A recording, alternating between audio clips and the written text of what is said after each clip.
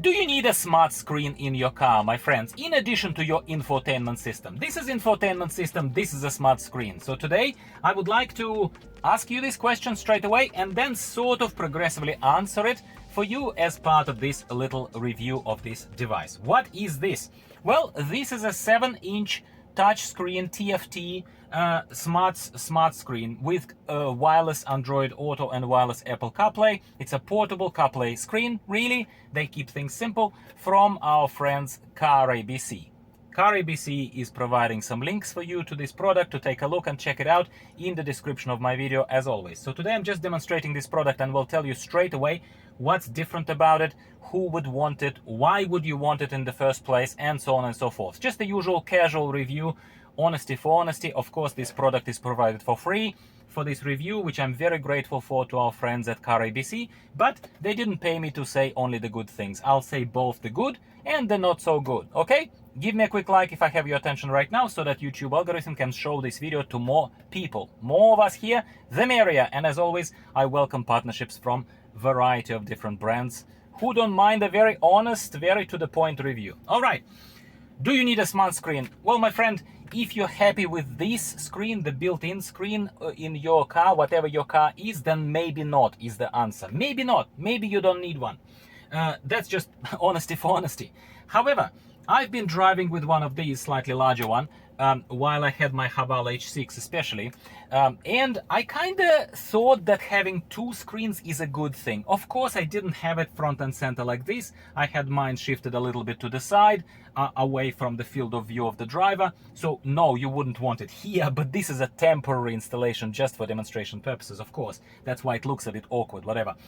But I kind of liked that I walked into the car, turned on the engine, infotainment system lit up, and you know, and then I get some kind of information here about my aircon, about my settings, driving settings, anything else over here, especially with a lot of cars now having fewer physical buttons available to you for controls, and a lot of the car controls are through infotainment. So you kind of cannot reserve a whole real estate to, let's say, only your map. Yeah, but if you drive a lot and if you like to see the map, if you like mainly a map, I would dare say, or your podcast, something else, like if you really are into that kind of stuff, then guys and girls, I would dare say I personally really enjoyed months of having two screens in my Haval H6. 7-inch touchscreen. It's small, but it's portable. So take a look at this. This thing is a magnetic stand, okay?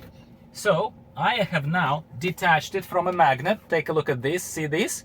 That's magnetic. That's the main feature of this particular product versus other products, okay? And this stand here is on a adjustable, extendable arm. It's just a plastic extendable arm, as you would expect it to be. Just a normal thing like this, yeah? You can adjust it. You can fit it quite firmly wherever you like. Extend it towards yourself. And then let's say you don't want to leave this screen in the car on display so that somebody breaks in maybe and somewhere where you live, and you're just worried that they will take this screen. Well, you can take it with you, no problem. Just unplug the cable, the power cable, take this with you, very easy. Absolutely no worries. Then you come back, you just, you know, feed the wire here, boom, it's there, it's solid, it's cool. It's only wobbly simply because it's a temporary installation. Otherwise, there is not much to say about this arm. It's just a nice normal suction cup with a little bit of a sticky pad at the bottom. There is a hinge over here that's adjustable. I thought I'm going to demonstrate it to you rather than just classic unboxing, which is boring. I thought I'll demonstrate it to you as it works over here. Yeah, it's cool. I do think that van drivers, Uber drivers, taxi drivers, anyone else, just someone who likes to be efficient like me, yes, I would say you would benefit from this. And yes, I would say even this 7-inch screen, first of all, it makes it portable. It's not too big. It's not carrying a TV with you, okay? But at the same time, it's bigger than your phone, mate. It's bigger than your phone, okay? And that's what makes it pretty cool, in my humble opinion, okay?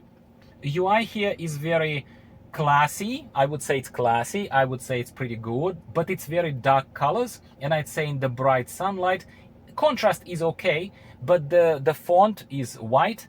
The icons are not colorful, but those contour kind of icons, and I'd say visibility of them is not amazing. So I'd say in a bright sunlight, you kind of need to know where each button is, and there are not that many of them, of course, but you kind of need to know where you are tapping. So the visibility is not great. They didn't think about this too much. They went for kind of fanciness of design, I suppose, as opposed to functionality of bright, very clearly identifiable buttons. That's subjective opinion. That's just UI design for you, as far as I'm concerned. Okay, not the greatest. Could be better in my humble opinion. Okay, user manual. User manual is quite well detailed. It's a good user manual. It's not just a one tiny piece of paper. It has a lot of instructions of how to connect, what each sort of indicator here means, and all that kind of stuff. It's cool. It's all right. It's easy to follow. What else is interesting about it? It's not bad. It's not good. It's interesting. Okay, take a look at this long, massive wire that currently is connected.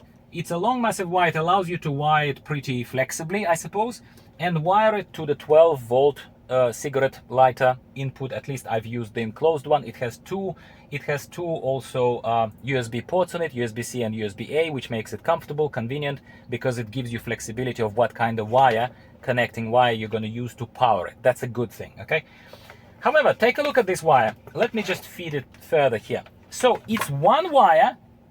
It goes this way, yeah, and then it ends up being sort of like forking out here. One keeps going down there to the 12-volt socket, but then there are these two braids, let's call them, that spin off, and this one is the aux cable. If you have an aux input here, I have it in my Subaru, but I don't have it here to demonstrate to you in my MG ZST, in my wife's MG ZMT. But this is presumably to enable audio connectivity, so I cannot test it here because in my Subaru it refused to work, but it is here, so just stock knowledge. Another interesting thing is 2.5-inch video AV cable input is being supported, which is cool. So if you have a rear view camera, you would be able to feed it and connect it right to this. I think that's a massive advantage of this product. I think other products don't do that. On one hand, you're a bit more inflexible and having to deal with extra braids, let's call it that, of these wires here, of this wire knot. So if you don't want it, you kind of have it. You can't not have it. So it kind of is in your way a little bit. However, if you'd like support for the rear view camera that you need to buy and own separately, you can with this screen. I also would mention to you that this thing supports radio. So here, if I go into the settings and if I go into FM transmitter, it would allow you to select the FM radio station, and presumably if the audio is connected, which in this case we haven't connected to aux out, and I do not see any built-in speakers on this thing. It hasn't been speaking to me so far. I don't think there is a built-in speaker in this. Gently, let's say, I think this product has a lot of potential. AKA, I think in the right use case, in the right hands, for a person who wants a small screen but still larger than a phone, and who wants the mobility of putting it on here magnetically and taking it off very quickly, I think it's awesome. Plus additional features such as support for the rear view camera AV, support for aux cable connected to your audio right there, but no built-in, like I said, no built-in speaker. This thing is not going to speak to you by itself, unfortunately. Some of the other systems I've reviewed like this, for lazy users like me, they did speak to me even without any other connectivity. This one probably won't. So does this have a right to exist? Absolutely, I do believe so. I think it's quite nice, quite interesting, quite promising in its own way. But you let me know, how do you feel about this kind of stuff? Would you buy this kind of product, or would you buy something else? And if you have a preference, tell me what. Tell me what other product would be competing with this, would offer you this potential of extra connectivity, of extra features, of mobility of installation, just as simple as that. What else would give it to you? Thank you very much for tuning in today. Thank you very much to CARABC for providing their lovely 7-inch touchscreen. I do think I would personally give it a bit of a kind of medium score for me, for myself, for my own use. I'd say it has evident pluses, as I hopefully have highlighted pretty well to you today, as well as some things that are maybe not simply not for everyone. Simply not for everyone. So as always, check the description of my video, especially if you watched all this video throughout its full duration, for discount codes. I usually include them if the manufacturer is providing these codes for me, but always worth a check for you. And I thank you very much for joining me today, and maybe I'll see you next time on this channel for some other review of some other product, car, automotive, camping, anything else related. Thank you very much. Goodbye for now.